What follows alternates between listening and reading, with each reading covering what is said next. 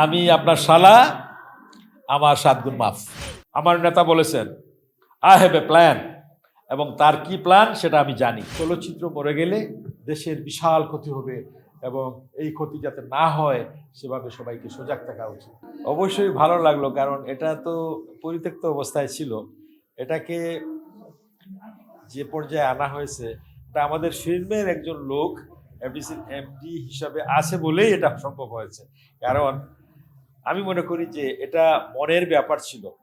নিশ্চয়ই সে একজন পরিচালক, আমাদের যে এমডি বর্তমানে তিনি আছেন, তো চলচ্চিত্র পরিচালক, চলচ্চিত্রের মানুষ হিসাবে সে চিন্তা করেছে যে এটাকে কিভাবে একটা কাজে লাগানো যায়, মানুষের মানে দেখুক মানুষ যে আমরা কিভাবে সিনেমা আগে করতো, কিরকম যে লাইট ছিল, কিরকম যে পরিত্যক্ত জিনিসগুলোকে একটা জাদুঘর হিসাবে উনি এটাকে তৈরি করেছে। এটা আমার কাছে খুবই প্রশংসনীয় ব্যাপার আমি মনে করি, এবং এটাও একটা দর্শনীয় জিনিস হবে।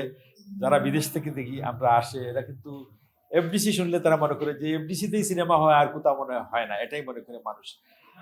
যারা সিনেমা সম্পর্কে আইডিয়া ততটুকু নাই যতটুকু আমরা যারা সিনেমার সাথে জড়িত আছি, সাধারণ দর্শক যারা, এবং বিদেশি মানুষরা আসলে চলচ্চিত্রের প্রতি খুবই আগ্রহী। কারণ বিদেশে, বিশেষ করে আমেরিকা, উন্নত দেশগুলো যেগুলো আছে, ওইখানের চলচ্চিত্র অনেক বড় বিশাল ব্যাপার, এবং এগুলো আগের মতোই আছে, আরো উন্নতি হয়েছে। কিন্তু আমাদের দেশে তো চলচ্চিত্র অনেকটা বিলীন হয়ে গেছে। তো ইনশাল্লাহ আমরা আশা করছি আমাদের যে পর্যায়ে চলচ্চিত্র আসছে, যেমন একজন চলচ্চিত্র মানুষকে এমডি হিসাবে এখানে নেওয়া হয়েছে, যে চলচ্চিত্রকে ভালোবাসে, চলচ্চিত্র সম্পর্কে আইডিয়া আছে। তো এরকমই আমাদের বাকি যে পুরো সংস্কৃতি অঙ্গনে আগামী দিনে যারা সংস্কৃতির সাথে জড়িত আছে তাদেরকে যদি নেওয়া হয়, তাহলে এই অঙ্গনটা, এই মানে আমাদের যে বিশাল একটা মাধ্যম চলচ্চিত্র। একটু আগে আমি ওখানে বসাছিলাম, আজকের দিনে সুন্দর একটা প্রোগ্রাম হচ্ছে, চলচ্চিত্র পরিচালকদের একটা অ্যাওয়ার্ড দিচ্ছেন তারা। এই অ্যাওয়ার্ড অনুষ্ঠানে আমাদের বিশিষ্ট চলচ্চিত্রকার কাজী হায়াত বললেন একটা কথা, যে চলচ্চিত্র মরে গেলে দেশের বিশাল ক্ষতি হবে, এবং এই ক্ষতি যাতে না হয় সেভাবে সবাইকে সজাগ থাকা উচিত। আমি তার বক্তব্যকে শতভাগ সমর্থন করি, এবং আমি মনে করি চলচ্চিত্র অঙ্গন এটা বিশাল ব্যাপার, বিশাল।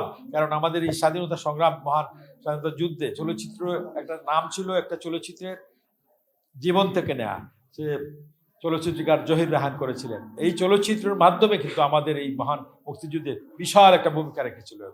তো সেইভাবেই অনেকগুলো ছবি আছে, যে ছবির মাধ্যমে, সিনেমার মাধ্যমে মানুষ কিন্তু অনেক কিছু শিখতে পেরেছে, অনেক জ্ঞান অর্জন করতে পেরেছে। ভবিষ্যতে সিনেমা হবে এরকমই, যে সিনেমার মাধ্যম দিয়ে মানুষ কিন্তু জানতে পারবে, শিখতে পারবে, দেশপ্রেম বাড়বে, শিক্ষা বাড়বে, বাচ্চাদের জ্ঞান বাড়বে, দেশ বিদেশের এবং বৈজ্ঞানিক জ্ঞান বাড়বে। সবকিছু আনা যাবে চলচ্চিত্রের মাধ্যমে। এটা করা সম্ভব, কারণ চলচ্চিত্র এমন একটা বড় মাধ্যম, যে মাধ্যম দিয়ে মানুষের খুব কাছাকাছি, খুব তাড়াতাড়ি যাওয়া যায়। এবং চলচ্চিত্রের গানের জন্য কিন্তু আমাদের এখনো কিন্তু, আমরা ছোট যখন ছিলাম, আজ থেকে 50 বছর আগে, 60 বছর আগে, তখন কিন্তু যে সমস্ত গান আমরা শুনেছি, ভালো লেগেছিল, ওই গানগুলো তো এখনো বাজে। এখনো এই প্রজন্মের বাচ্চা ছেলেরাও গান পছন্দ করে। এবং আমাদের যে হারানো ছবিগুলো, যে সাদা কালো ছবিগুলো, রূপালী পর্দার ছবি আমরা বলি, সেগুলো কিন্তু এখনো কিন্তু অনেক জনপ্রিয়, মানুষ এখনো দেখে, ইউটিউবে দেখে, বিভিন্নভাবে টেলিভিশন চ্যানেলে দেখে। তো আমরা কেন পারবো না? ওই ছবি যদি দেখে মানুষ, আগের ছবিগুলো, এখন কিন্তু ওই ছবিগুলোকে নতুন আঙ্গিকে যদি আমরা তৈরি করি, আমার মনে হয় আরো প্রশংসিত হবে। কারণ আমি জানি, আমি একটা সিনেমা করার জন্য প্রস্তুতি নিচ্ছি। আমাদের দেশের একজন বিখ্যাত একজন পল্লী, কি বলবো, সবাই জানে তাকে, এই সম্রাট, গানের সম্রাট, শাহ আব্দুল করিম। উনি বাউলদের সম্রাট, উনি বাউল গান করতেন। তার গান কিন্তু একসময় পপুলার ছিল, পরবর্তীতে কিছুদিনের জন্য গানগুলো মুছে গিয়েছিল অলমোস্ট। কিন্তু পরবর্তীতে আমাদের একজন তরুণ গায়ক, যে হাবিব, সে রক গান করে নতুন আঙ্গিকে, নতুন মিউজিক দিয়ে সেই গানগুলোকে এত পপুলার করলো। এখন এই গানগুলো কিন্তু আধুনিক বিশ্বে, সারা বিশ্বে চলে। সেই ওয়েস্টার্ন কান্ট্রিতে ওই গানগুলো কিন্তু মানুষ এই গানগুলো বাজায়। যারা ভাষা বোঝে না, তারা ইংরেজিতে ট্রান্সলেট করে গানগুলো করেছে। তো আমি নিজে সাক্ষী, এটা দেখেছি ইংল্যান্ডে।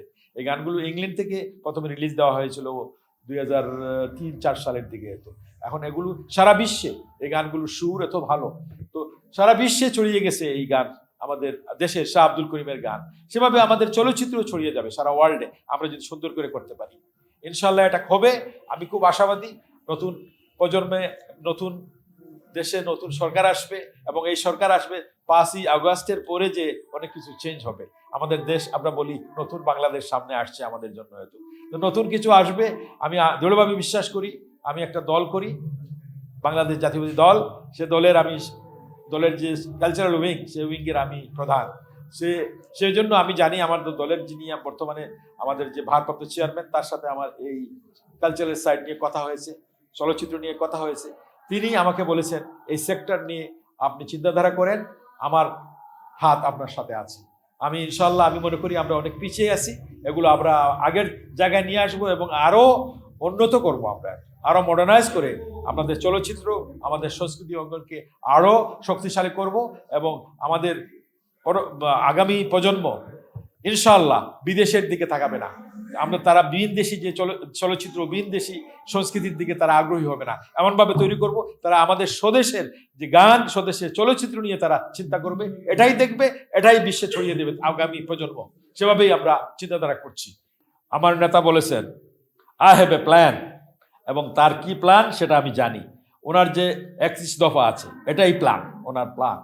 তো এই প্ল্যানের ভিতরে কিন্তু এইটা আছে, আমাদের সংস্কৃতি, আমাদের চলচ্চিত্র, এগুলো আছে। চলচ্চিত্র তো সংস্কৃতির একটা অঙ্গ। তো সেই জন্য আমি বলছি যে আমি দৃঢ়ভাবে বিশ্বাস করি আগামীতে ইনশাআল্লাহ উনি যদি দেশের হাল ধরেন, আমাদের দল যদি ক্ষমতায় আসে, তাহলে আমাদের চলচ্চিত্র তথা পুরো সংস্কৃতি অঙ্গনকে আমরা অনেক দূর এগিয়ে যাব এবং এটা অনেক শক্তিশালী হবে। ভবিষ্যতে আমাদের নতুন প্রজন্ম বিদেশি সংস্কৃতির দিকে তাকাবে না, আমাদের সংস্কৃতি তারা মনে করবে এটাই সবচেয়ে মডার্ন, এটাকেই নিয়ে তারা চিন্তাধারা করবে এবং এটাকে তারা মনে প্রাণে ধারণ করবে, বিশ্বে ছড়িয়ে দেবে। জাসাসের ভেতরে একটা, আমি একটু মানে বিব্রত বোধ যদি না করেন, জাসাসের ভেতরে একটা অভ্যন্তরীণ কোন্দলের কথা আমরা শুনছি, বা এগুলো কি সমাধানের চেষ্টা করেছেন কিনা? আপনি একদিকে গেলে অন্য টিম আরেকদিকে যায়, মানে এই বিষয়গুলো দেখুন, এগুলো অন্য দল বলতে কিছু নেই, এগুলো থাকেই, সব দলে থাকে। আমাদের দল বিশাল একটা দল, তো এই দলের ভিতরে থাকবেই। এটা আমার একজন সহ যোদ্ধা বলবো আমি, সে একজন সংস্কৃতির চলচ্চিত্র মানে সঙ্গীত পরিচালক। এগুলো হয়ই, সব জায়গায় থাকে কিছু লোক, সে একটু একটু ভিন্নভাবে একটু চিন্তা ভাবনা তার থাকে। তো সে মাঝে মধ্যে একটু চায় যে দেখেন, একটা সংগঠনে একজন প্রেসিডেন্ট, একজন সেক্রেটারি হয়, তো এই পদ নিয়ে তো অনেকেরই আকাঙ্ক্ষা থাকে। তো সে ধরনের একটা কিছু আমি মনে করি, তো এগুলো কোনো বড় কিছু না। এত এটা দুইটা দল না, এটা একটা দলই। একজন হয়তো একটু এই দলের কমান্ড মানছে না, এত এগুলো আস্তে আস্তে এগুলা কোনো ব্যাপারই না। এত এগুলো আমরা ওইরকম কোনো পাত্তা দিই না। জাসাস কোনো মানে দুই দল নেই, জাসাস একটাই আছে, একজন হয়তো দলের কমান্ড মানছে না, এত এটা কোনো ব্যাপার না। তার স্বীকৃতি সে পাবে। সে দলের আমাদের দলের মূল দলের যিনি প্রেসিডেন্ট আছেন, ভারপ্রাপ্ত প্রেসিডেন্ট, তিনি এটা যেহেতু দেশে এখন আছেন, তিনি এটা সমাধান করে দেবেন ইনশাআল্লাহ। তিনি বলেছেন আমাকে, আপনাকে হাল ধরতে হবে, কে শুনলো না এগুলো না দিকে তাকাবেন না। এত আমি আমাদের কাজ করে যাচ্ছি, আমাদের দল আমাদেরকেই, আমি জাসাসের যেহেতু আহ্বায়ক কমিটির, আমরাই করেছি, আমাদের প্রতিষ্ঠা বার্ষিকী আমরাই পালন করেছি। এগুলো কেউ যদি ফুল একটা নিয়ে আলাদাভাবে যায়, এটা কোনো ব্যাপার না। এটা আরো অনেক অঙ্গ সংগঠন আছে, তারা করে এগুলো। অচিরেই জানতে পারবেন বাউল শাহ আব্দুল করিমের চরিত্র কে করবে বা কে ডিরেকশন দিচ্ছে, এগুলো এখন আমি বলতে চাই না। তবে এটা হবে, আশা করি হাসান রাজাতে কোনো অংশ কম হবে না, হয়তো আর একটু মডার্নাইজ হবে, আরো বড় আকারের হবে। না, এই এটা চলচ্চিত্র ছিল না, এটা ওই সময় তো আমাদের আন্দোলনের জন্য একটা করা হয়েছিল, কিন্তু ফ্যাসিস্ট সরকার এই আমাদের যে এটা সমাপ্ত করতে দেয়নি, এটা তারা নিয়ে গেছে এবং এটার জন্য আমাকে জেলও কাটতে হয়েছে, অনেক মামলা মোকদ্দমা হয়েছে। এটা আর করার মতো কিছু নাই। দেখুন, উনি যেভাবে যে সময় উনি এই নিয়েছে, যে দায়িত্বটা নিয়েছে, এই সময়টা একদম ভাঙ্গা চূড়া একটা বিল্ডিং ছাড়া আর কিছুই নাই। এই অবস্থার ভিতর দিয়ে এটাকে মোটামুটি যে এক জায়গায় আমরা আসলে মোটামুটি একটা সম্মান পাই, দেখি একটু উন্নতির দিকে আছে।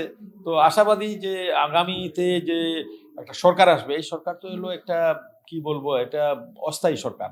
এটা মানে তাদের তো কাজ একটা নির্বাচন দিয়ে, সুষ্ঠু একটা নির্বাচন দিয়ে চলে যাওয়ার। তো এই সরকারও তো এইভাবে মনোযোগী হতে পারেনি, অন্তর্বর্তীকালীন সরকার তো এটা, সেজন্য ওইরকম কিছু আশাও করা যায় না।